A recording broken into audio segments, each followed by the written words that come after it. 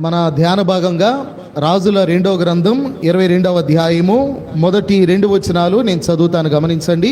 యోషియా ఏలనారంభించినప్పుడు 8 ఏండ్ల వాడై యెరూషలేమునందు 31 సంవత్సరములు ఏలెను. అతని తల్లి బొస్కతు ఊరి వాడగు అదాయాకు కుమార్తె అయిన ఎదీదా. అతడు యెహోవా దృష్టికి యథార్థముగా నడుచుచు కుడి ఎడమలకు తిరుగక తన పితరుడగు దావీదు చూపిన ప్రవర్తనకు సరిగా ప్రవర్తించెను. తర్వాత 18, 19 వచనాలు. యెహోవా యొద్ద విచారణ చేయుటకై మిమ్మును పంపిన యోధారాజునకు ఈ మాట తెలియపరచుడి. ఇశ్రాయేలీల దేవుడైన యెహోవా సెలవిచ్చున్నదేమనగా, ఈ స్థలము పాడగుననియు దాని కాపురస్తులు దోషనాస్పదులగుదురనియు నేను చెప్పిన మాటలను నీవు ఆలకించి మెత్తని మనస్సు కలిగి యెహోవా సన్నిధిని దీనత్వం ధరించి నీ బట్టలు చింపుకొని నా సన్నిధిని కన్నీళ్లు రాల్చితివి గనుక నీవు చేయు మనవిని నేను అంగీకరించి ఉన్నాను. నేను నిన్ను నీ పితరుల యొద్దకు చేర్చుదును. నీవు నెమ్మది గలవాడవై సమాధికి చేర్చబడుదువు. నేను ఈ స్థలం మీదకి రప్పింపబోవు కీడును నీవు నీ కన్నులతో చూడనే చూడవు. ఇదే యెహోవా వాక్కు. అంతటా వారు ఈ వర్తమానమును రాజునొద్దకు తెచ్చిరి. ప్రియులారా, ఈరోజు మనం ఈ రాజుల 2వ గ్రంథం 22వ అధ్యాయంలో ఉన్న యోధా రాజైన యోషియా అనే ఆయనను గురించిన కొన్ని ప్రాముఖ్యమైన విషయాలు మనం జ్ఞాపకం చేసుకుంటాం. ఈ 22వ అధ్యాయంలో 20 వచనాలు ఉన్నాయి. ఇవి 4 భాగాలుగా ఉన్నాయి. మనం అధ్యాయాల వారీగా కనుక ధ్యానం చేస్తే అధ్యాయం యొక్క విభజన ఎలా ఉంటుంది అని అంటే, మొదటి 2 వచనాలు యోషియా పరిపాలన ప్రారంభము. మొదటి 2 వచనాలు యోషియా పరిపాలన ప్రారంభం. 3 నుండి 7 వచనాలు దేవాలయమును బాగు చేయుట. 8 నుండి 13 వచనాలు దొరికిన ధర్మశాస్త్ర గ్రంథమును చదువుట. అంటే దేవాలయాన్ని బాగు చేసేటప్పుడు ధర్మశాస్త్ర గ్రంథం దొరికింది, దాన్ని చదవడం. 14 నుండి 20 వరకు హుల్దా అనేటువంటి ప్రవక్త్రి ద్వారా దేవుని యొద్ద విచారించుట. దేవుని యొద్ద విచారించుట. హుల్దా అనేటువంటి ప్రవక్త్రి ద్వారా దేవుని యొద్ద విచారించుట. ఇవి 22వ అధ్యాయంలో ఉన్న 20 వచనాల్లో ఉన్న సంగతి. మనము ఇవన్నీ ధ్యానం చేయము, కానీ కొన్ని ముఖ్యమైన విషయాలు మాత్రం గుర్తుపెట్టుకుంటాం. ఇందులో యోషియా అనేటువంటి రాజుని మనం చూస్తూ ఉన్నాము. ఈయన పరిపాలన 8వ ఏట ప్రారంభించాడు. అయితే ఈయన ఎలా జీవించాడు అంటే 2వ వచనంలో యెహోవా దృష్టికి యథార్థముగా నడుచుచు కుడి ఎడమలకు తిరుగక తన పితరుడైన దావీదు చూపిన ప్రవర్తనకు సరిగా ప్రవర్తించాను అని అన్నాడు యోషియా. ఈయన తండ్రి ఆమోను. ఈ ఆమోను ఎలా ఉన్నాడో ఒకసారి మనం చూస్తే 21వ అధ్యాయము 19వ వచనంలో ఆమోను ఏలనారంభించినప్పుడు 22 ఏండ్ల వాడై యెరూషలేమునందు 2 సంవత్సరములు ఏలేను. అతని తల్లి యొడ్బయూరి వాడగు హారూసు కుమార్తె అయిన మెషుల్లెమెతు. అతడు తన తండ్రి అయిన మనష్షే నడిచినట్లు యెహోవా దృష్టికి చెడు నడత నడిచెను.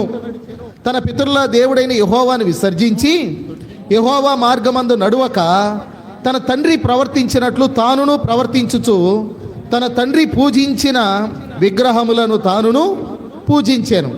అంటే యోషియా యొక్క తండ్రి ఆమోను యోషియా లాగా కాకుండా ఆయన చాలా భిన్నంగా దేవునికి వ్యతిరేకంగా ఆమోను జీవించిన వాడిగా మనం చూస్తాం. అంటే తండ్రి లక్షణాల్లో ఏది కూడా యోషియా అలవాటు చేసుకోలేదు.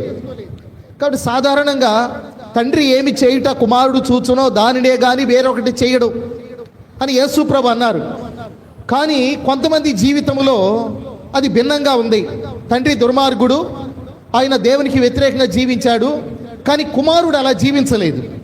అందుకనే మనం యెహెజ్కేలు గ్రంథాన్ని కనుక చదివితే ఒక దుర్మార్గుడు దుర్మార్గంగా జీవించి దేవుని శిక్షణ పొందాక ఆయన కుమారుడు నీతిగా బ్రతికితే గనక తండ్రుల దోషం కుమారుల మీదికి రాదు అని అన్నాడు అనమాట. కాబట్టి ఆమోను చెడ్డగా బ్రతికాడు, కానీ యోషియా మంచిగా బ్రతికాడు గనక తండ్రి యొక్క దోషం కుమారుని మీదకి రాదు. అది ఇక్కడ మనం చూస్తాం. అయితే యోషియా యొక్క తండ్రి చెడ్డవాడు. యోషియా యొక్క తాత ఎలాంటి వాడు? ఆయన మనష్షే. 21వ అధ్యాయం 1వ వచనంలో మనష్షే ఏలనారంభించినప్పుడు 12 ఏండ్ల వాడై యెరూషలేములో 55 సంవత్సరములు ఏలెను. అతని తల్లి పేరు హెప్సిబా. అతడు యెహోవా దృష్టికి చెడుతనము జరిగించుచు ఇశ్రాయేలీల ఎదుట నిలవకుండా యెహోవా వెళ్ళగొట్టిన జనములు చేసినట్లు హేయ క్రియలు చేయిచు వచ్చాడు. ఇంకా చాలా దుర్మార్గంగా జీవించాడు. యోధారాజుల్లో దుర్మార్గంగా జీవించిన వాళ్ళలో ఈ మనుష్య అనేవాడు చాలా భయంకరంగా జీవించినవాడు. ఇతను బట్టే నివారింప శక్యము కాని దేవుని ఉగ్రత ఇశ్రాయేలు మీదకి రావడానికి, యూదుల మీదకి రావడానికి కారణం మనుష్యనే. అది మనం 21వ అధ్యాయంలో చూస్తాం, 16వ వచనం. మరియు మనుష్యే యెహోవా దృష్టికి చెడు నడత నడిచి యోధావారిని పాపములో దింపినది గాక యెరూషలేమును ఈ కొన నుండి ఆ కొన వరకు రక్తముతో నిండునట్లు నిరపరాధుల రక్తమును బహుగా ఒలికించెను అని అన్నాడు. దీన్ని బట్టి దేవుని కోపం వారి మీదకి రావడం జరిగింది. ఆ తర్వాత వారు చెరకు వెళ్ళడానికి ఇదే ముఖ్యమైన కారణం అని తర్వాత చెప్పబడింది. అయితే తాత మంచివాడు కాడు, తండ్రి మంచివాడు కాడు, కానీ యోషియా మంచివాడు. యోషియా ఎలా జీవించాడు? ఇందాక మనం చూసాం. యెహోవా దృష్టికి యథార్థముగా నడుచుచు కుడి ఎడమలకు తిరుగక తన పితరుడైన దావీదు చూపిన ప్రవర్తనకు సరిగా ప్రవర్తించెను అని అన్నాడు. కాబట్టి తాతలాగా తండ్రిలాగా కాకుండా ఈయన దావీదులాగా యథార్థంగా నీతిగా బ్రతికినవాడు యోషియా అనే విషయాన్ని మనం చూస్తాం. అయితే ఇంత మంచిగా బ్రతకడానికి కారణం ఏంటి అనంటే అతని తండ్రి కాదు, ఎందుకంటే అతడు చెడ్డగా జీవించాడు. అతని తాత కాదు, మనిషి, అతడు కూడా చెడ్డగా జీవించాడు. కానీ యోషియా యొక్క తల్లి యోషియా మంచిగా బ్రతకడానికి కారణం ఆమె పేరు చెప్పారు కదా, ఆమె పేరు యెదీదా అని అన్నారు. ఇంగ్లీష్లో జదీదా అని అన్నారు. యెదీదా అంటే దేవునికి ప్రియమైనది అని అర్థం. ఆమె పేరు యెదీదా. అయితే ఆమె తన కుమారుని విషయంలో చాలా జాగ్రత్త తీసుకున్నట్టుగా మనకు అర్థమవుతుంది. ఎందుకు అనంటే తన తండ్రి వలె తాత వలె కాకుండా తన కుమారుడు దేవునికి ఇష్టంగా జీవించాలి అని ఆమె తన కుమారుని విషయంలో చాలా శ్రద్ధను తీసుకొని తన కుమారుని పెంచడం జరిగింది. అందులో ముఖ్యంగా తన కుమారునితో ఎటువంటి వారు సహవాసము చేయాలో ఆమె ముందుగానే ఇవన్నీ ప్లాన్ చేసుకున్నట్టుగా మనకు అర్థమవుతుంది. కాబట్టి యోషియాకి ఎటువంటి వారు ఉన్నారు సహవాసంగా అనంటే 3వ వచనంలో మనకి మధ్యలో 3వ లైన్లో ఉంటుంది కదా, శాస్త్రి అయిన షాఫాను అని అన్నాడు. 4వ వచనంలో ప్రధాన యాజకుడైన హిల్కియా అని అన్నాడు. 12వ వచనంలో అహీకాము, అక్బోరు, ఆషయా అనేటువంటి వారు. వీరు ఈ యోషియా చుట్టూ ఉండేటట్టుగా ఆమె చాలా జాగ్రత్త తీసుకుంది. వీళ్ళలో ముఖ్యంగా షాఫాను, హిల్కియా అనేటువంటి యాజకుడు. హిల్కియా చాలా ప్రాముఖ్యం, ప్రధాన యాజకుడు, చాలా మంచివాడు హిల్కియా అనేటువంటి వాడు. కాబట్టి వీళ్ళు తన కుమారునికి దగ్గరగా ఉండేటట్టు, అటువంటి వారి సహవాసంలో తన కుమారుడు పెరిగేటట్టు ఆమె తీసుకున్నటువంటి శ్రద్ధ మాత్రమే కాదు. ఈ హిల్కియా, ప్రధాన యాజకుడైన హిల్కియా కుమారుని పేరేంటో తెలుసా? ఇర్మియా. ఇర్మియా వయస్సు దాదాపుగా యోషియా వయస్సుకి సమకాలికంగా ఉండొచ్చు, సమానంగా ఉండొచ్చు. అయితే ఈ హిల్కియా మాత్రమే కాకుండా అతని కుమారుడైన ఇర్మియా కూడా మరి యోషియాకి స్నేహితుడిగా ఉండి ఉండవచ్చు. మనం ఇర్మియా గ్రంథం 1వ అధ్యాయంలో ఈ విషయాన్ని చూడగలం. ఇర్మియా గ్రంథము 1వ అధ్యాయము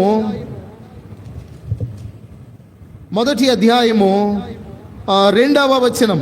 ఆమోను కుమారుడైన యోషియా యోధాకు రాజై ఉండగా అతని ఏలుబడి 13వ సంవత్సరమున యెహోవా వాక్కు ఇర్మియాకు ప్రత్యక్షమాయెను. కాబట్టి ఈ ఇర్మియా గాని యోషియా గాని దైవ భక్తిలో పెరగడానికి ఇర్మియా తండ్రి అయిన హిల్కియా యాజకుడు అతని యొక్క గైడెన్స్ అనేది బాగా ఉండి ఉండొచ్చు.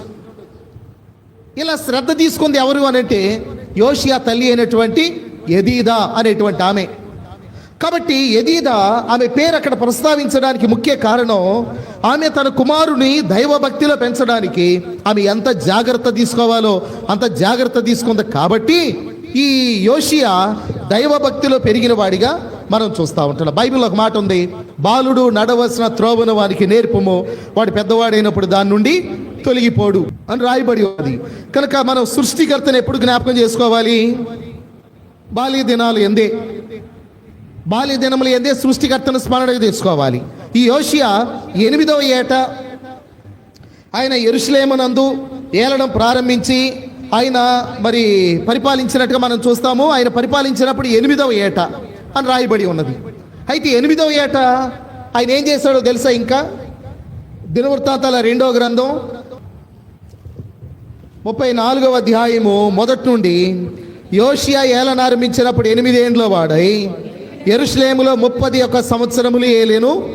అతడు యెహోవా దృష్టికి నీతిని అనుసరించుచు కుడికైనను ఎడమకైనను తొలగకుండా తన పితరుడైన దావీదు చూపిన ప్రవర్తనకు సరిగా ప్రవర్తించను. తన ఏలుబడి యందు 8వ సంవత్సరమున తానింకను బాలుడై ఉండగానే అతడు తన పితరుడైన దావీదు యొక్క దేవుని యొద్ద విచారించుటకు పూనుకున్నాడు. 8వ ఏట అంటే ఎలాగూ అతడు దేవుని ఎలా తెలుసుకోగలిగాడు? ఎలా విచారించగలిగాడు? విచారించడం అంటే ఎలా తెలిసింది? 8వ ఏట అంటే వాళ్ళ తల్లి నేర్పింది. ప్రధాన యాజకుడైన హిల్కియా నేర్పాడు. తన స్నేహితుడిగా ఇర్మియా ఉన్నాడు.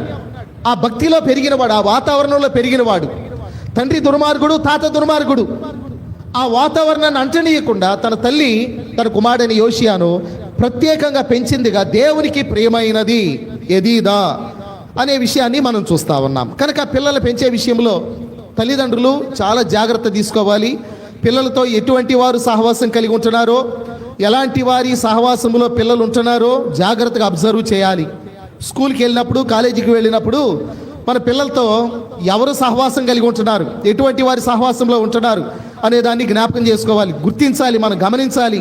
వచ్చిన తర్వాత వారి బిహేవియర్ ఎలా ఉంటుంది, వారు ఎటువంటి వారితో వారు సాంగత్యాన్ని కలిగి ఉంటున్నారు, వారు ఎలా ఉంటున్నారు అనేది ఆలోచించాలి. కొన్నిసార్లు పిల్లలు ఇంట్లో ఉండి కూడా నలుగురితో కలవకుండా ప్రత్యేకంగా ఉంటున్నారు అని అంటే వారు ఎక్కడో కొంచెం దారి తప్పుతున్నారని అర్థం.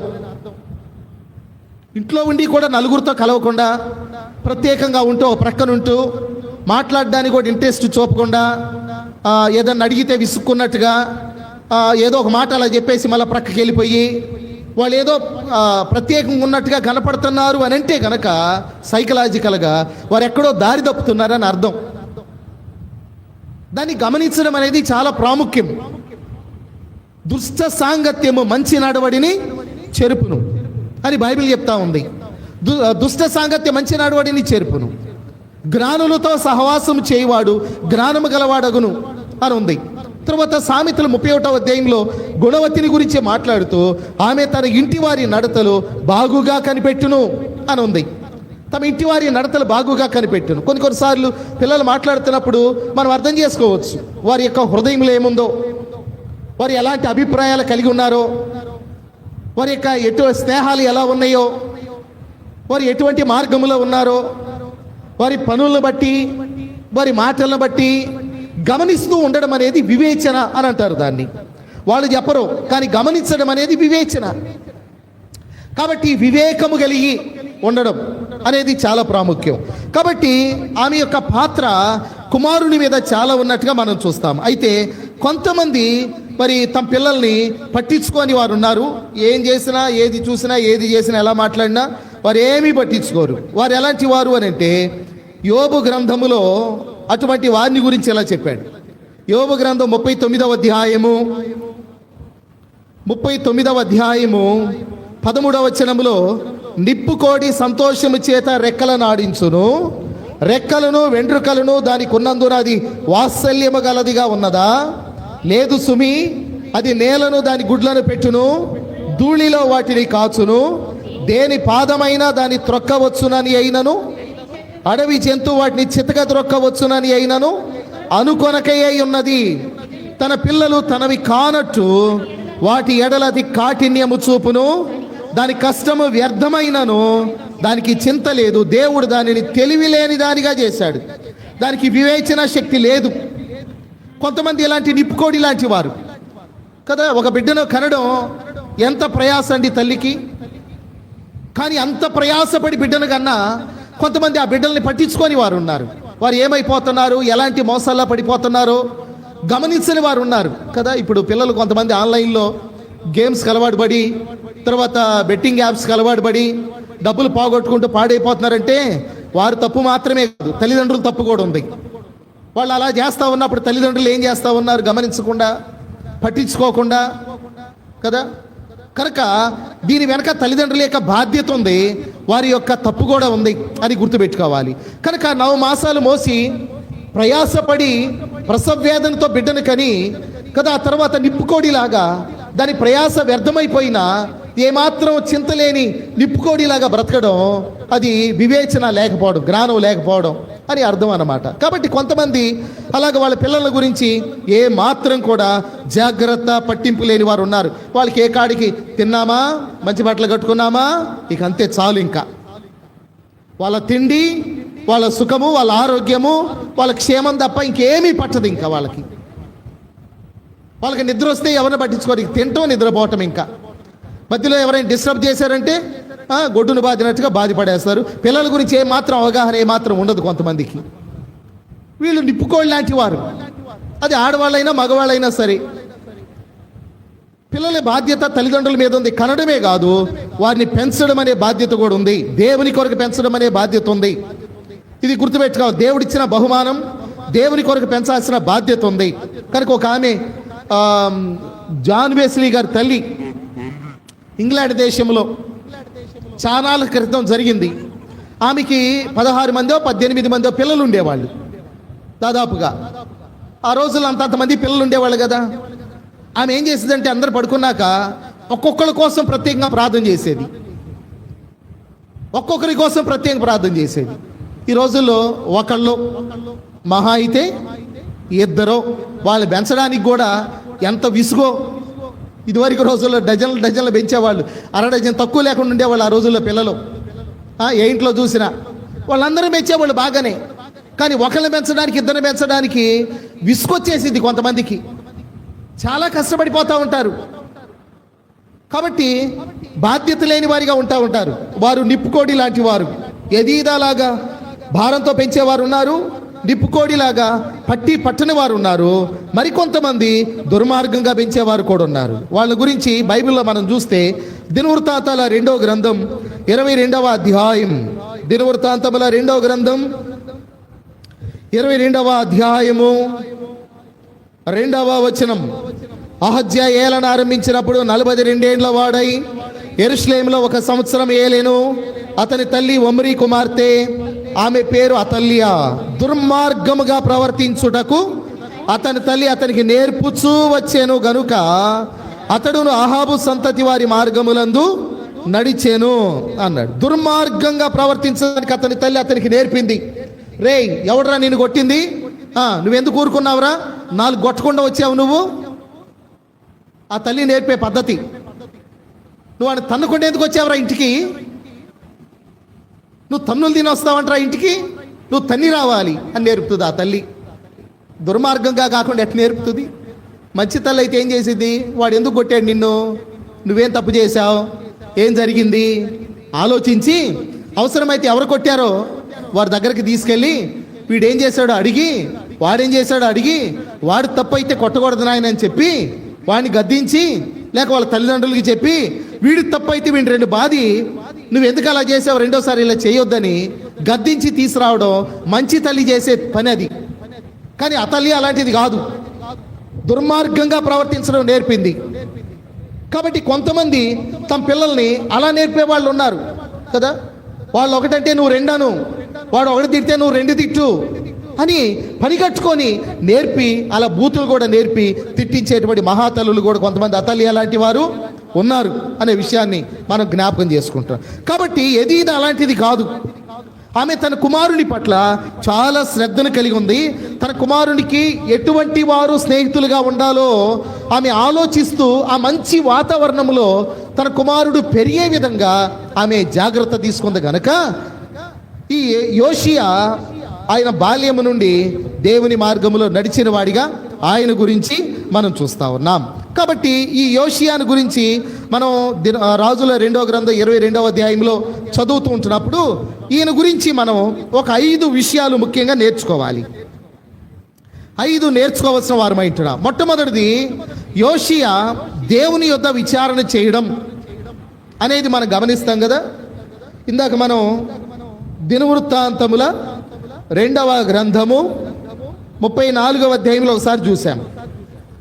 34వ అధ్యాయము 2వ వచనం, తన ఏలుబడి యందు 8వ సంవత్సరమున తనింకను బాలుడై ఉండగానే అతడు తన పితరుడైన దావీదు యొక్క దేవుని యొద్ద విచారించుటకు పూనుకొనిన వాడై. దేవుని యొద్ద విచారించడం అంటే ఏంటి? దేవుని వెదగడం. దేవుని యొద్ద విచారించడం అంటే దేవుని వెదగడం, ప్రార్థించడం, మొర్రపెట్టడం, పశ్చాత్తాపడడం, దేవునితో సహవాసం కలిగి ఉండడం, ఈ మొత్తాన్ని కలిపి దేవుని వెదగడం. యేసు ప్రభు చెప్పాడు, వెదకుడి మీకు దొరుకును. కీర్తనల గ్రంథాలు అన్నాడు.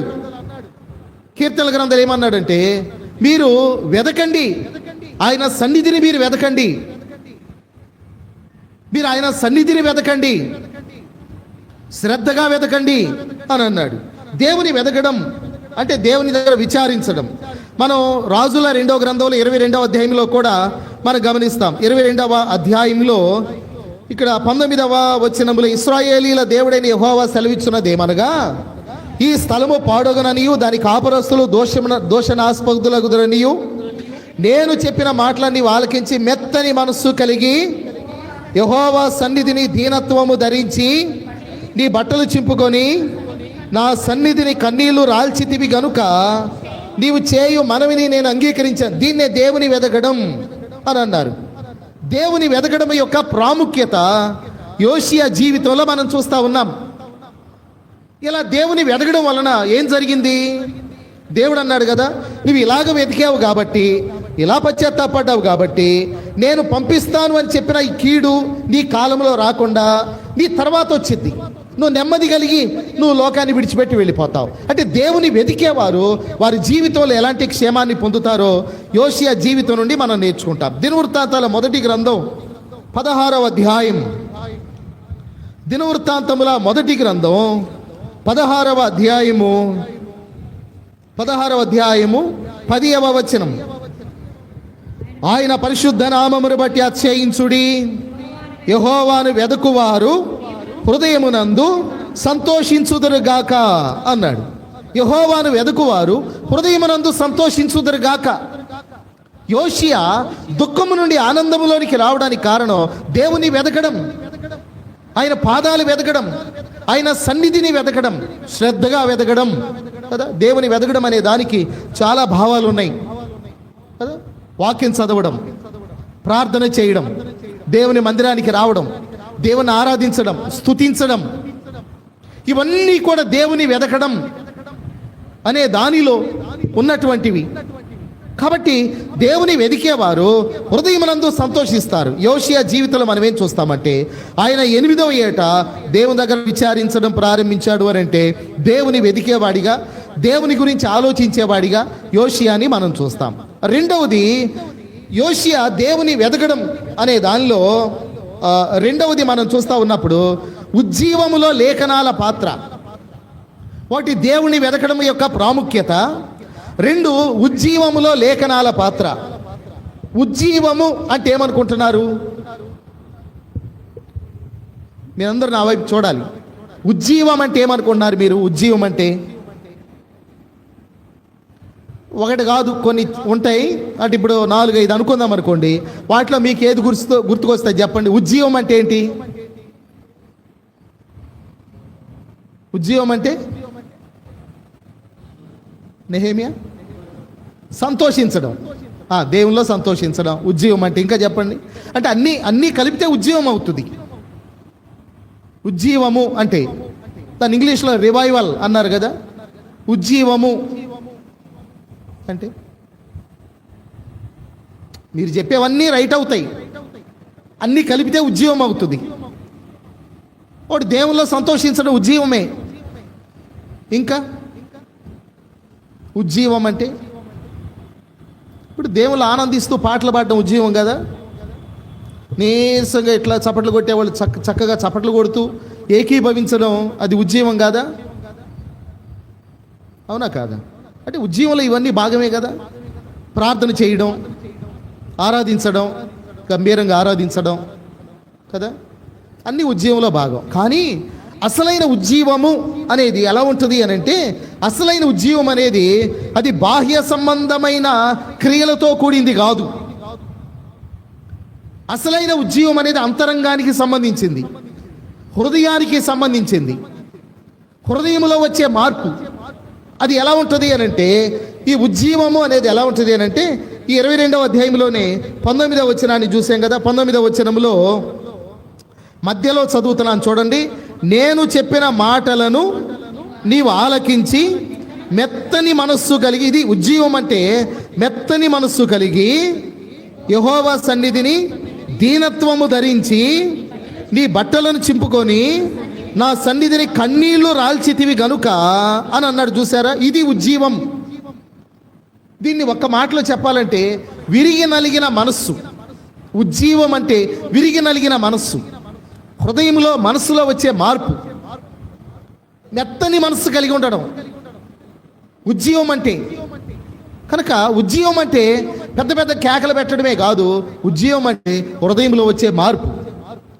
కొన్నిసార్లు ఉజ్జీవం అనేది బాహ్యంగా కనబడకపోయినా మౌనంగా ఒంటరిగా కన్నీళ్లు కారుస్తూ దేవుని సన్నిధిలో మరి రోధించడం జరుగుతుంది. మనుషులకి ఎవరికి వినబడకుండానే మౌనంగా అంతరంగంలో జరుగుతుంది. అది కూడా ఉజ్జీవమే. ఇవన్నీ ఉజ్జీవంలో భాగం. అంటే ఉజ్జీవంలో లేఖనాల పాత్ర ముఖ్యమైనదిగా మనం చూస్తాం. అంటే లేఖనాలు చదువుతూ ఉండగా మళ్ళీ ఉజ్జీవం కలుగుతుంది. ఇప్పుడు మార్టిన్ లూథర్ ఉన్నాడండి, ఆయన బోధకుడిగా అందులో డాక్టరేట్ చేశాడు ఆయన థియాలజీలో, రోమన్ క్యాథలిక్స్ సంబంధించిన దానిలో. తర్వాత ఆయన వాళ్ళకి సంబంధించిన బైబిల్ కాలేజీలో టీచ్ చేసేవాడు. ఆయన బాగా చాలా మంచి పేరు కలిగిన వాడు ఆయన. కానీ వాక్యం చదువుతూ ఉండగా వాక్యమును బట్టి ఆయన హృదయంలో మార్పు వచ్చింది. నీతిమంతుడు విశ్వాస మూలముగా జీవించును అనే మాట ఆయన పట్టుకుంది. కనుక లేఖనాలు చదువుతూ ఉండగా, లేఖనాలు వింటూ ఉండగా, లేఖనాలను బట్టి వాళ్ళలో కలిగిన మార్పు వచ్చింది. చూసారా, ఆ ఉజ్జీవానికి మూలం లేఖనాలే.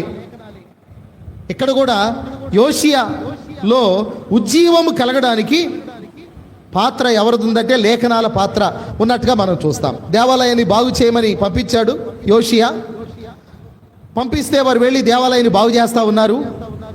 వారికి ధర్మశాస్త్రపు గ్రంథము దొరికింది, చుట్ట దొరికింది. దాన్ని ఏం చేశాడంటే హిల్కియాకి ఇచ్చాడు. ఈ హిల్కియా షాఫానికి ఇచ్చి చదవమన్నాడు శాస్త్రికి. చదివిన తర్వాత దాన్ని తీసుకెళ్ళి రాజుకి ఇమ్మన్నాడు. రాజు దగ్గరికి తీసుకెళ్ళి షాఫాను యోషియా దగ్గర ఈ ధర్మశాస్త్రపు చుట్టని, ఇది దేవాలయం బాగు చేస్తూ ఉండగా దొరికింది అని తీసి దాన్ని చదువుతూ ఉండగా యోషియా అన్నాడు కదా, దీన్ని తీసుకెళ్ళి ప్రవక్తనైన హుల్దా దగ్గరకు తీసుకెళ్ళు, ఆమెకు వినిపించు, దేవుని దగ్గర విచారించి ఆమె ఏం చెప్తుందో నాకు చెప్పానంటే, ఈ ధర్మశాస్త్రాన్ని తీసుకెళ్ళిపోయి శాస్త్రి అయినటువంటి షాఫాను ప్రవక్త అయిన హుల్దా దగ్గర చదివినప్పుడు ఆమె దాన్ని విని దేవుని వాక్ ఇది అని చెప్పినప్పుడు అప్పుడు యోషియాలో గొప్ప ఉజ్జీవం అనేది కలగడానికి అది కారణమైంది. అంటే ఉజ్జీవంలో లేఖనాల పాత్ర ఉంది. అందువల్ల లేఖనాలు చదవకుండా, లేఖనాలు వినకుండా ఒక వ్యక్తిలో నిజమైన ఉజ్జీవం అనేది రాదు. ఒకవేళ ఉజ్జీవంలాగా కనబడినా అది ఎలాంటిదంటే చిటపట మండే మంట లాంటిది. బాణ కింద చిటపట మండేటువంటి మంట తర్వాత త్వరగా ఆరిపోయినట్టే ఆ ఉజ్జీవం అనుకున్న ఆ ఉద్రేకం అనేది త్వరగా ఆరిపోతుంది. దేవుని ఆత్మ మన హృదయంలోనికి వచ్చాక వాక్యము చేత మనం సంధించిన తర్వాత అది మండుతూ ఉండేది మన హృదయంలో ఉజ్జీవం అనేది. కనుకనే సుమియోను ఆత్మవశుడై దేవాలయములోనికి వచ్చాను. వచ్చిన తర్వాత ఆత్మను పొంది పోతూ పోతూ విడిచిపెట్టేది కాదు నిజమైన ఉజ్జీవం అనేది. అందువల్ల ఉజ్జీవములో లేఖనాల పాత్ర ఉంది. మన వాక్యాన్ని చదువుతూ ఉండగా పరిశుద్ధాత్మ దేవుడు వాక్యమును బట్టి మన హృదయాన్ని మండించినప్పుడు అప్పుడు మనలో గొప్ప ఉజ్జీవం అనేది కలుగుతుంది. కాబట్టి ఉజ్జీవములో లేఖనాల పాత్ర మన యోషియా జీవితంలో మనం చూస్తాం. ఉజ్జీవం ఎప్పుడైతే వచ్చిందో ఆ ఉజ్జీవము కలిగినప్పుడు అతడు చేసిన పని ఏంటంటే విగ్రహాలు తీసివేశాడు, తర్వాత దేవాలయాన్ని శుభ్రం చేశాడు, తర్వాత ధర్మశాస్త్రాన్ని దేశమంతా కూడా చదువునట్లుగా చాటింపేశాడు, అంటే ఉజ్జీవం కలిగినప్పుడు చేసే పనులు ఇవి. దేవుని మరి ఎక్కువగా సేవించడానికి దేవుని వైపు తిరిగి ప్రజలను కూడా త్రిప్పడం, అది ఉజ్జీవం. అది యోషియాలో మనం చూస్తాం. ఉజ్జీవంలో లేఖనాల పాత్ర. మూడవది వినయానికి దేవుని ప్రతిస్పందన. వినయానికి దేవుని ప్రతిస్పందన. ఎప్పుడైతే లేఖనాన్ని చదివి హృదయము బ్రద్దలు చేయబడి కన్నీరు విడిచి పశ్చాత్తాపడ్డాడో దేవుడు స్పందించి దానికి ఏమన్నాడంటే, నీవు మనవి చేసిన మనవిని నేను అంగీకరించాను, కన్నీళ్లు రాల్చడం నేను చూచాను గనక నేను నిన్ను నీ పితరుల యొద్దకు చేర్చుదును, నీవు నెమ్మది గలవాడవై సమాధికి చేర్చబడతావు. నేను ఈ స్థలం మీదకి రప్పింపబోవు కీడు నీవు కన్నులతో చూడవు. కనుక మనం ఎప్పుడైతే దేవుని దగ్గర వినయముతో కన్నీళ్లు విడిచి ప్రార్థన చేస్తామో అప్పుడు దేవుడు మనల్ని కీడు నుండి తప్పిస్తాడు, శాపం నుంచి తప్పిస్తాడు, శిక్ష నుంచి తప్పిస్తాడు, కష్టం నుండి తప్పిస్తాడు, బాధ నుండి తప్పిస్తాడు. వినయానికి ప్రతిస్పందన. కాబట్టి మనం దేవుని దగ్గర కన్నీళ్లు విడవడమే దేవుని దగ్గర క్షమాపణ పొందడానికి ఏకైక మార్గం. మనం బైబిల్లో చూస్తే ఆహాబు, గత రాత్రి కూడా జ్ఞాపకం చేసుకున్నాం. ఆహాబు దగ్గరికి ఏలియా వెళ్ళి, నువ్వు దేవునికి వ్యతిరేకంగా ఇలా జీవించావు, నాబోతు ద్రాక్ష తోటని దోచుకొని అతన్ని చంపేశారు మీరు, కాబట్టి నాబోతు యొక్క రక్తాన్ని కుక్కలు ఎక్కడ నాకినాయో నీ రక్తాన్ని అక్కడే నాకుతాయి, ఇవన్నీ చెప్పి కఠినంగా హెచ్చరించిన తర్వాత ఆహాబు మెత్తని హృదయం కలవాడై కన్నీళ్లు విడిచి దేవుని బ్రతిమాలుకున్నట్టుగా రాజుల మొదటి గ్రంథం 21వ అధ్యాయం 19వ వచనంలో రాయబడి ఉన్నది. అప్పుడు మరలా యెహోవా వాక్కు ఏలియాకు ప్రత్యక్షమై, ఏలియా, ఆహాబు కన్నీళ్లు విడుచుట నేను చూచాను కనుక నువ్వు వెళ్ళి అతనితో చెప్పు, ఈ కీడు నీ కాలంలో రాదు అని అన్నాడు. కాబట్టి అది మనం జ్ఞాపకం చేసుకుంటాం. వినయానికి ప్రతిస్పందన, దేవుని యొక్క ప్రతిస్పందన అనే దాన్ని మనం గుర్తుపెట్టుకుంటాం. తర్వాత 4వది దైవిక నాయకత్వం యొక్క ప్రాముఖ్యత. దైవిక నాయకత్వం యొక్క ప్రాముఖ్యత. ఇప్పుడు యోషియా జీవితంలో ఆయనకి దైవిక నాయకత్వాన్ని ఇచ్చే కొంతమంది వ్యక్తులు ఆయన చుట్టూ ఉండడం మనం చూస్తాం.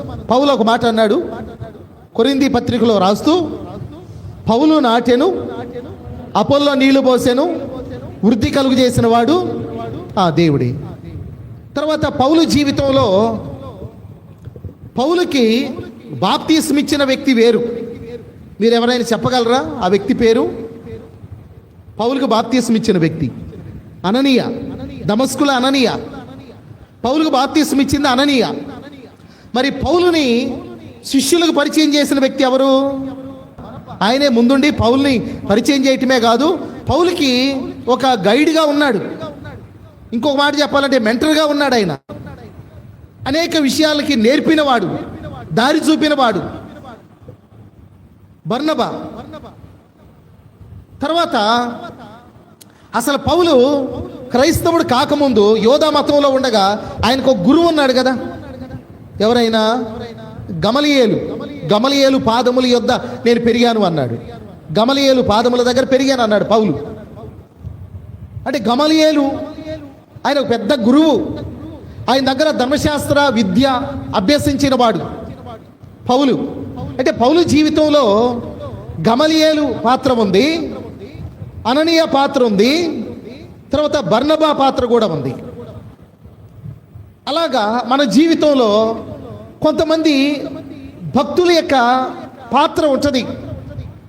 వారు మనకు ఆయా కాలాల్లో సహకరించబట్టి మనం ఈనాడు ఈ స్థితిలో ఉండగలిగాం.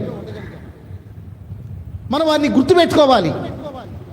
దేవుడు పలానా సమయంలో పలానా వ్యక్తి ద్వారా నేను ప్రభు దగ్గరకు రావడానికి, పలానా సమయంలో పలానా వ్యక్తి ద్వారా నేను ఆత్మీయంగా బలపడడానికి, పలానా సమయంలో పలానా వ్యక్తి ద్వారా లేఖనాల్ని నేర్చుకోవడానికి, పలానా సమయంలో పలానా వ్యక్తి ద్వారా నాకు ఇవ్వబడిన తలాంతులు ఉపయోగించడానికి వీరందరూ కూడా నాకు కారకులయ్యారు అని ఎవరెవరు మనకి సహకారంగా ఆధ్యాత్మికంగా ఉన్నారో వారందరినీ మనం గుర్తుపెట్టుకోవాలి, జ్ఞాపకం చేసుకోవాలి, వారి పట్ల కృతజ్ఞత కలిగి ఉండాలి అనే దాన్ని నేను మీకు జ్ఞాపకం చేస్తున్నాను. యోషియా జీవితంలో కూడా ఇలాగా దైవిక నాయకత్వం యొక్క ప్రాముఖ్యత మనం చూస్తే యోషియా జీవితంలో ఎవరెవరు ఉన్నారు అంటే, శాస్త్రి అయిన షాఫాన్ ఉన్నాడు, యాజకుడైన హిల్కియా ఉన్నాడు, తర్వాత షాఫాను కుమారుడైన అహీకాం ఉన్నాడు, మీకాయా కుమారుడైన అక్బోరు ఉన్నాడు, తర్వాత ఆషాయ ఉన్నాడు, ఆ తర్వాత మరి హిల్కియా కుమారుడైన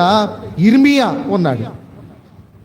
వీరు మాత్రమే కాకుండా తల్లి అయినటువంటి ఎదీదా ఉన్నది. వీరు మాత్రమే కాకుండా ప్రవక్త అయినటువంటి హుల్దా అనేటువంటి ఆమె కూడా ఉంది. కాబట్టి దైవిక నాయకత్వం యొక్క ప్రాముఖ్యత మన జీవితంలో చాలా ఉంది. ఏ మనిషి కూడా తనంతట తానుగా వ్యక్తిగతంగా ఎవరి సహాయం లేకుండా ఆధ్యాత్మికంగా బలపడడం అనేది సాధ్యపడదు. కొన్నిసార్లు కొంతకాలం పోయిన తర్వాత మళ్ళీ ఆధ్యాత్మిక గర్వం ఏర్పడిన తర్వాత వాళ్ళతో నాకు పని లేదు, వీళ్ళతో నాకు పని లేదు, వాళ్ళకంటే నేనే బెటరు, ఇంకా కనుక నా మటుకు నేను నిలవబడగలను, ఎవరు నాకు చెప్పక్కర్లేదు, బోధించక్కర్లేదు అని ఎప్పుడైతే అనుకుంటావో బైబిల్ చెప్తుంది, నాశనమునకు ముందు గర్వం, పడిపోవటకు ముందు అహంకారమైన మనస్సు నడుచును. కనుక ఎవరి సలహాలు నాకు అక్కర్లేదు, ఎవరి ప్రమేయం నాకు అక్కర్లేదు, ఎవరు నాకు చెప్పక్కర్లేదు, నాకు తెలుసు, నేను నేర్చుకోగలను, నేను బలపడగలను అనే మనస్సు ఎప్పుడైతే కలుగుతుందో అప్పుడు అది ఆధ్యాత్మిక పతనానికి దారితీస్తుంది. కాబట్టి మన ఆధ్యాత్మిక జీవితం వెనుక దైవిక నాయకత్వం యొక్క ప్రాముఖ్యత ఉన్నది అనే విషయాన్ని మనం జ్ఞాపకం చేసుకోవాలి. జ్ఞాపకం చేసుకోవటమే కాదు, ఆ నాయకత్వానికి మనం ఇవ్వాల్సిన విలువనివ్వాలి. ఈ యోషియా ఎవరికి ఇవ్వాల్సిన ప్రాధాన్యత వాళ్ళకి ఇచ్చాడు. తల్లి ఎదీదాకి ఇవ్వాల్సిన ప్రాముఖ్యత, తర్వాత శాస్త్రి అయిన షాఫాను, యాజకుడైన హిల్కియా కుమారుడైన ఇర్మియా, తర్వాత అహికాము, అక్బోరు, ఆషాయ, హుల్దా, ఎవరిని నిర్లక్ష్య పెట్టలేదు. వాళ్ళెంతలే వీళ్ళెంతలే, ఎవరితో నాకు పని లేదులే, వాళ్ళని అడగాల్సిన అవసరం ఏముందలే, నేను రాజును కదా, హుల్దా దగ్గరికి వెళ్ళి అడగాలా, ఇంకొకరు చెప్పాలా, ఇలాంటి మనసు తనలో కలగలేదు. కాబట్టి కొన్నిసార్లు మనలోకి ఒక రకమైన గర్వం అనేది వచ్చేసింది. కాబట్టి అది ఆధ్యాత్మిక పతనానికి దారితీస్తూ ఉంటుంది. బైబిల్ గ్రంథంలో హెబ్రీయులకు రాసిన పత్రిక 13వ అధ్యాయంలో హెబ్రీ గ్రంథకర్త ఒక మాట ఇలా చెప్పాడు. హెబ్రీయులకు రాసిన పత్రిక 13వ అధ్యాయము 17వ వచనం, 13-17, మీ పైని నాయకులుగా ఉన్నవారు లెక్క ఒప్పచెప్పవలసిన వారి వలె మీ ఆత్మలను కాయిచున్నారు. వారు దుఃఖముతో ఆ పని చేసిన ఎడల మీకు నిష్ప్రయోజనము గనుక దుఃఖముతో కాక ఆనందముతో చేయనట్లు వారి మాట విని వారికి లోబడి ఉండుడి అని అన్నాడు. వారికి లోబడి ఉండండి. కనుక నాయకత్వానికి లోబడి ఉండడం అనేది మన ఆధ్యాత్మిక జీవితాలకు చాలా దీవెనకరం. నాయకత్వానికి లోబడడం. రోమాపత్రిక 13వ అధ్యాయంలో పౌలు ఇంకొక మాట చెప్పాడు. రోమాపత్రిక 13వ అధ్యాయము నాయకత్వానికి లోబడడం అనే దాన్ని చెప్తూ మొదటి వచనం, ప్రతి వాడు పై అధికారులకు లోబడవలెను, ఏలయనగా దేవుని వల్ల కలిగినది తప్ప మరి ఏ అధికారమును లేదు, ఉన్న అధికారములు దేవుని వల్లనే నియమింపబడి ఉన్నాయి. కాబట్టి అధికారమును ఎదిరించువాడు దేవుని నియమమును ఎదిరించుచున్నాడు. ఎదిరించువారు తమ మీదికి తామే శిక్ష తెచ్చుకొందురు అని అన్నాడు. కాబట్టి అధికారాన్ని ఎదిరించడం అంటే ఏంటి? బైబిల్లో హోషేయ గ్రంథములో ఇశ్రాయేలీయులను గురించి మాట్లాడుతూ అధికారం ఎదిరించడం అనే దానికి హోషేయ గ్రంథంలో ఎలా చెప్పాడు. హోషేయ గ్రంథం 4వ అధ్యాయం, పాత నిబంధన 746. హోషేయ గ్రంథం 4వ అధ్యాయము 4వ వచనం, ఒకడు మరి ఒకరితో వాదించినను ప్రయోజనము లేదు, ఒకరి గద్దించినను కార్యము కాదు, యాజకునితో జగడమాడు వారిని పోలి ఉన్నారు. కనుక యాజకుడు గద్దించిన లోబడేటట్లు లేరు వాళ్ళు, యాజకునితో జగడమాడేవారిలాగా ఉన్నారు. అలాగెందుకు చేయాలంట, ఎలా ఎందుకు చేయాలంట, నువ్వు అలా ఎందుకు చెప్పాలంట, ఎలా ఎందుకు చెప్పాలంట కదా, యాజకునితో జగడమాడేవారిలాగా ఉన్నారు కదా. కనుక మనం తేలిగ్గా గొడవాడగలిగింది ఈ ప్రపంచంలో ఎవరంటే పాస్టరే. ఎందుకంటే పాస్టర్ గారు అంటే ఎట్టుండాలి, ఒక చెంప మీద కొడితే రెండో చెంప చూపించాలి. ఎదురు ఏమీ మాట్లాడడానికి కుదరదు, ఏం మాట్లాడకూడదు, ఎలా పడితే అలా మాట్లాడకూడదు. మేమంటే ఏముంది, తొందరపడి ఏదన్నా 2-3 బూతులు మాట్లాడినా మేమంటే విశ్వాసులం. పాస్టర్ గారు అంటే ఎలా ఉండాలి? ఏమన్నా సరే పట్టించుకోకూడదు. ముఖం మీద అన్నా సరే పట్టించుకోకూడదు. ముఖం మీద ఉమ్మేసినా సరే తుడిచేసుకొని పోవాలి. పాస్టర్ గారు అంటే ఎలా ఉండాలి? బిలీవర్స్ భలే నేర్పుతారు పాస్టర్లు ఎలా ఉండాలి. కానీ విశ్వాసి ఎలా ఉండాలో తెలుసా నీకు? విశ్వాసి ఎలా ఉండాలి? లోబడి ఉండాలి, గౌరవించాలి, అధికారానికి లోబడాలి. యాజకుడితో జగడమాడేవారిగా ఉండకూడదు.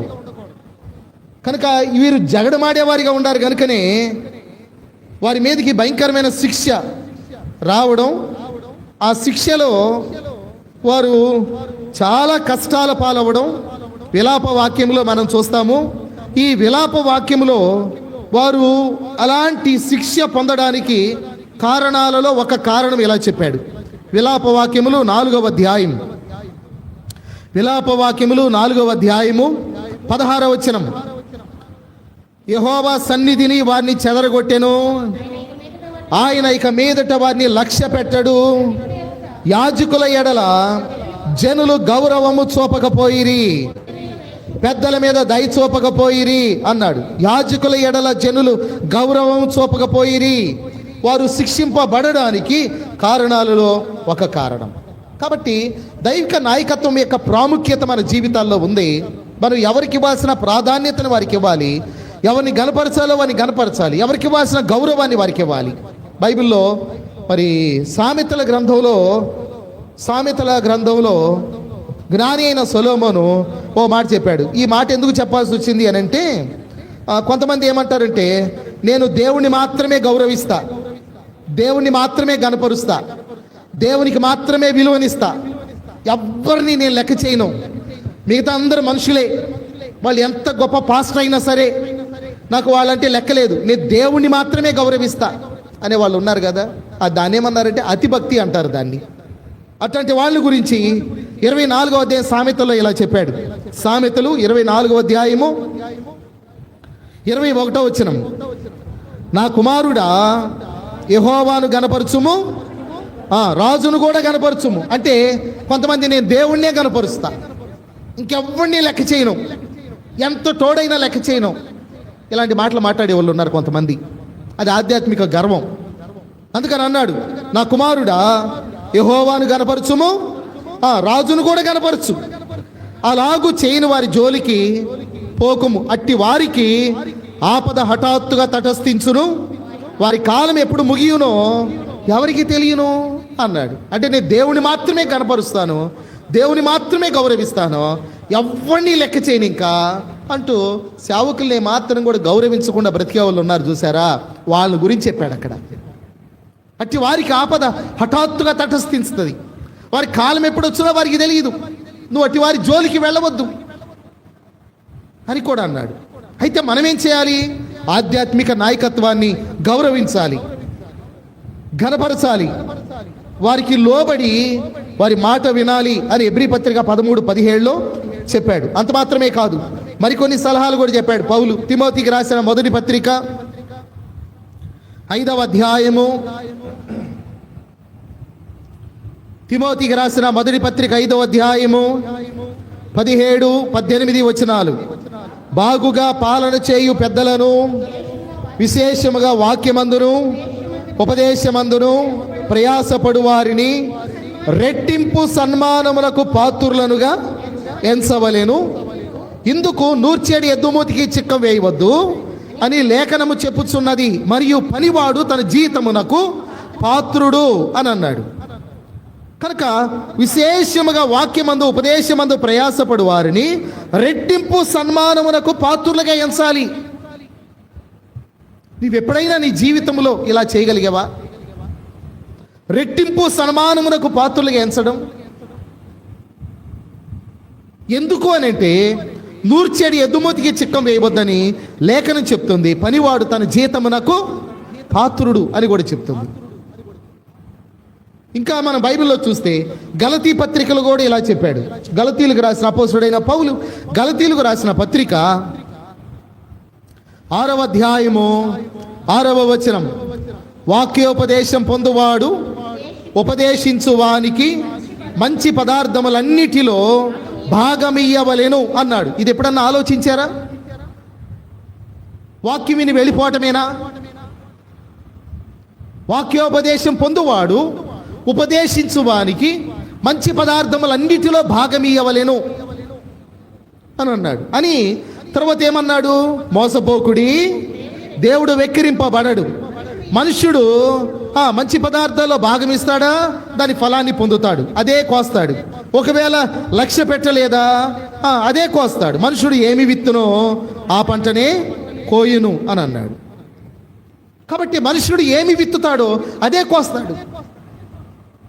మంచి పదార్థములన్నిటిలో భాగమియ్యవలెను అనే మాట వాడాడు. కనుక నేను రక్షింపబడ్డ తొలినాటి నుండి నాతో ఉన్న మరి కొంతమంది వారి కంటే ఎక్కువగా నేను ధనాన్ని ఎక్కువ ఖర్చు పెట్టేవాడిని, ఎక్కువ పని చేసేవాడిని, డబ్బులు కూడా ఎక్కువ ఖర్చు పెట్టేవాడిని. నేను పనిచేసిన డబ్బులు ఎక్కువ శాతం నేను దేవుని పని కొరకే ఎక్కువ ఖర్చు పెట్టాను. నా సొంతం కంటే కూడా ఇతరుల అవసరతలకి ఎక్కువ ఖర్చు పెడతా వచ్చేవాడిని. కనుక మనుషుడు ఏమి విత్తుతాడో ఆ పంటనే కోస్తాడు. కనుకనే దేవుడు నన్ను ఎప్పుడూ వదిలిపెట్టలేదు. నేను ఒంటరిగా ఉన్నా, ఎవరి మీద ఆధారపడకపోయినా, నా వెనక ఎవరు నాకు ఆర్థికమైన ప్రోత్సాహాన్ని సహకారాన్ని ఇచ్చే బంధుత్వం లేకపోయినా, ఎప్పుడూ కూడా మనుషుల మీద ఆధారపడకుండా దేవుని వైపు చూడడానికి దేవుడు సహాయపడతా వచ్చాడు. ఏ ఏ సమయాల్లో ఎవరి ద్వారా నాకు సహాయం కావాలో వారిని లేపుకుంటూ సహాయపడుతూ వచ్చాడు. మనం ఏం విత్తుతాం అదే పంటను కోస్తాం. వాస్తవంగా 3 పిల్లల్ని చదివించడం, కుటుంబ అవసరాలు తీర్చబడడం, ఇవన్నీ కూడా చాలా ఖర్చుతో కూడింది, చాలా కష్టంతో కూడింది కూడా ఒక రకంగా చెప్పాలి అంటే. కానీ ప్రతి అవసరత ఎలా తీర్చబడుతుంది అంటే, నేను ఒకప్పుడు విత్తి ఉన్నాను, ఆ పంటను నేను కోస్తా ఉన్నాను. నేను నిస్వార్థంగా విత్తాను. నా అవసరతలు దేవుడు ఏ సమయంలో ఏ అవసరం తీర్చాలో అవసరం తీరుస్తూ ఉన్నాడు. నాకు గుర్తుండే ఒక మాట ఉంది. మొర్దెకాయి అంటాడు కదా, ఈ సమయమందు ఏమీ చేయకుండా నువ్వు మౌనంగా ఉన్న ఎడల వేరొక దిక్కు నుండి విడుదలయు సహాయమును వచ్చును, కానీ నీవును నీ తండ్రి ఇంటి వారును నశించినా నశించెదరు. ఎస్తేరు అన్నమాట. కాబట్టి దేవుడు తన పిల్లల అవసరాలు తీరుస్తాడు. అవసరం అనుకుంటే కాకోలముల ద్వారా ఏలి అవసరాలు తీర్చినట్టుగా దేవుడు మన అవసరాలు తీర్చగలిగిన వాడు.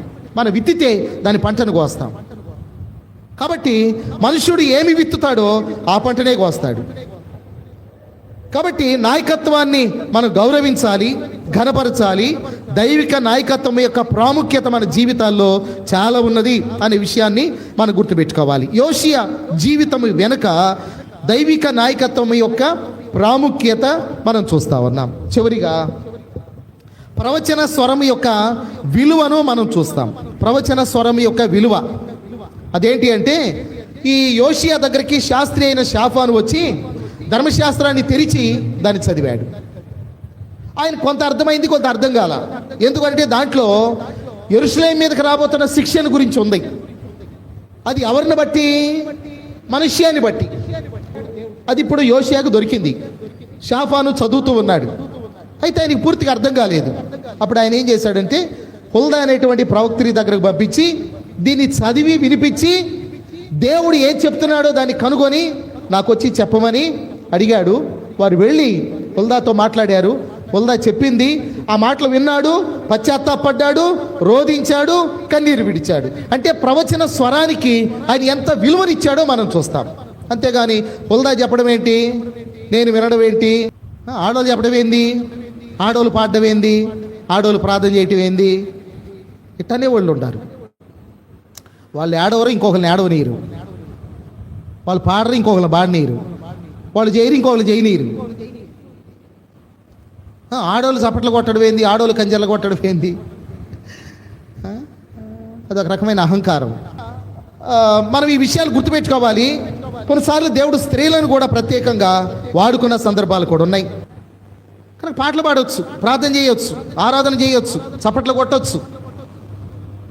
కనుక స్త్రీలు సువార్త ప్రకటించిన వారు ఉన్నారు.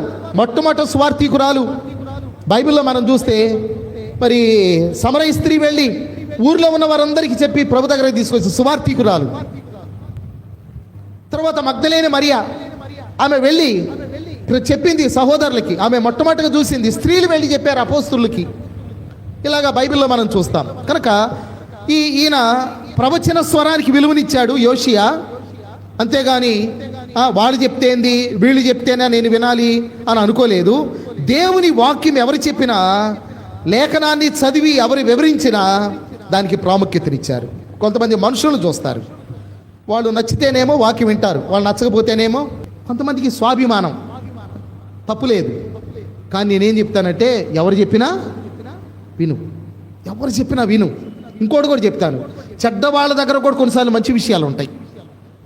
ఎంత చెడ్డోడైనా సరే వాళ్ళ దగ్గర కూడా కొన్ని మంచి విషయాలు ఉంటాయి. నువ్వు నేర్చుకునే మనసు ఉంటే, నేను జ్ఞానిని కదా అని అనుకోవద్దు. నువ్వు నేర్చుకోవడానికి ప్రయత్నించేయి, దేవుడు నీతో మాట్లాడతాడు. యేసు ప్రభువు ఒక మాట చెప్పాడు, మత్తయి సువార్త 23వ అధ్యాయం అనుకుంటాను. అక్కడ మాట్లాడుతూ శాస్త్రుల పరిచయాల గురించి మాట్లాడుతూ, వారు మోషే పీఠమందు కూర్చుండు వారు గనుక వారు చెప్పినట్టు మీరు చేయండి, కానీ వారు చేసినట్లు మీరు చేయొద్దు. మత్తయి సువార్త ఎన్నో అధ్యాయం అది 23 చదవండి. 23:2 శాస్త్రులను పరిచయులను మోషే పీఠమందు కూర్చుండు వారు గనుక వారు మీతో చెప్పు వాటినన్నిటినీ అనుసరించి గైకొనుడి, అయినను వారి క్రియల చొప్పున చేయకుడి, వారు చెప్పుదురే గాని వారు చేయరు. శాస్త్రులు పరిచయాల గురించి యేసు ప్రభు ఏమన్నాడండి? వేషధారులైన శాస్త్రులారా పరిచయాలు. మరి ఇప్పుడేంటి? వారు చెప్పింది చేయమంటున్నాడు. వారు చెప్పినట్టుగా చేయండి. ప్రభువా, వారు వేషధారులు అన్నావుగా, వాళ్ళు చెప్పినట్టు ఎలా చేయాలయ్యా అంటే వాళ్ళు చెప్తుంది లేఖనాల్లో నుండి కదా. వారు మోసే పీఠమందు కూర్చుండు వారు గనక, వారు లేఖనాలు చెప్తున్నారు గనక లేఖనాలు చదువుతూ ఉండగా నువ్వు లేఖనాలకి విలువనివ్వు, వ్యక్తికి కాదు. అందువలన మనం లేఖనాలకి, ప్రవచన స్వరానికి విలువనిచ్చేవారుగా ఉండాలి. యోషియా ప్రవచన స్వరానికి విలువ ఇవ్వడం అనేది మనం చూస్తాం. ఇచ్చాడు కనుకనే ఆయన లోబడి దేవుని చిత్తానికి విధేయతను చూపిన వాడిగా ఉండడం మనం చూస్తాం. కనుక 5 విషయాలు యోషియా జీవితం నుండి మనం నేర్చుకోవాలి. 1, దేవుణ్ణి వెదకడం యొక్క ప్రాముఖ్యతను మనం చూస్తాము. బాల్యము నుండి దేవుని వెదికినవాడు చనిపోయే వరకు దేవుని వెదికినవాడు. మనం కూడా మరి బాల్యము నుండి లోకాన్ని విడిచే వరకు దేవుని వెదకడం అనే దాన్ని మనం ఎన్నడూ మర్చిపోవద్దు. ఎంత తెలిసినా ఇంకా తెలుసుకోవాల్సింది చాలా ఉంది అనే విషయాన్ని గుర్తుపెట్టుకొని బాగా చదువుతూ, వాక్యాన్ని ప్రార్థన చేస్తూ, దేవుని సన్నిధిని ప్రేమిస్తూ మనం దేవుని వెదికే వారంగా ఉండాలి. 2వది, ఉజ్జీవములో లేఖనాల పాత్ర. మన వాక్యానికి విలువనివ్వాలి. వాక్యం మన హృదయాలు తాగుతుంది, వాక్యం మనల్ని మండించిద్ది, వాక్యం మనల్ని సరిచేసిద్ది, వాక్యం మనల్ని మంచి దారిలో నడిపించిద్ది. లేఖనాలకు, ఉజ్జీవంలో లేఖనాల పాత్ర ఉంది. అనేక మంది ఉజ్జీవింపబడ్డారు అని అంటే దాని వెనక లేఖనాల పాత్ర ఉంది. తర్వాత 3వది, వినయానికి దేవుని ప్రతిస్పందన. మనం ఎప్పుడైతే తగ్గించుకొని హృదయపూర్వకంగా మనస్ఫూర్తిగా ప్రార్థన చేస్తామో అప్పుడు దేవుడు తప్పనిసరిగా మన కన్నీటిని చూచి మనకు సహాయం చేస్తాడు ఆయన. 4వది, దైవిక నాయకత్వం యొక్క ప్రాముఖ్యత. మన వెనక చాలామంది మనం ఆధ్యాత్మికంగా నిలబడడానికి సహాయపడిన వారు ఉన్నారు. వారిని గుర్తుపెట్టుకుందాం, వారిని జ్ఞాపకం చేసుకుందాం, కృతజ్ఞత కలిగి ఉందాం, వారి పట్ల గౌరవిద్దాం, గణపరుద్దాం. మాత్రమే కాదు, మనం ఏ సంఘంలో ఉంటున్నామో ఆ సంఘ నాయకత్వానికి కూడా మనం విలువనిచ్చి వారి మాట విని వారికి లోబడి ఉందాం. వారిని రెట్టింపు సన్మానములకు పాత్రులుగా ఎంచుదాం. వారు ఒక ప్రకటన చేసినప్పుడు దానికి విలువనిచ్చేవారిగా ఉందాం, దాన్ని గౌరవించేవారిగా ఉందాం. యాజకునితో జగడమాడేటువంటి ఇశ్రాయేలు వలె ఉండకుండా యాజకుని గౌరవించని వారిగా వారు ఉండబట్టి వారు శిక్షణ పొందారు. అలా ఉండకుండా రాజును గౌరవించు, దేవుణ్ణి గణపరచు, అలాగూ చేయని వారి జోలికి వెళ్ళవద్దు అని సామెతలో చెప్పినట్టుగా మనం జాగ్రత్త పడుతూ దైవిక నాయకత్వానికి మన జీవితంలో ప్రాముఖ్యతనిచ్చే వారంగా ఉండాలి. తర్వాత చివరిగా ప్రవచన స్వరం యొక్క విలువ అంటే లేఖనాల్లో నుండి దేవుని చిత్తాన్ని చెప్పినప్పుడు దానికి విలువనివ్వడం, ప్రాముఖ్యతనివ్వడం, దానికి లోబడడం, సరి చేసుకోవటం అనేది మన జీవితంలో మనం కలిగి ఉండాలి అని, ఈ మెత్తని మనస్సు మనం కలిగి ఉండాలి అని ఈ మాటలు జ్ఞాపకం చేస్తూ ముగిస్తూ ఉంటున్నాను. తల్ల వంచండి ప్రార్థనాపూర్వకంగా.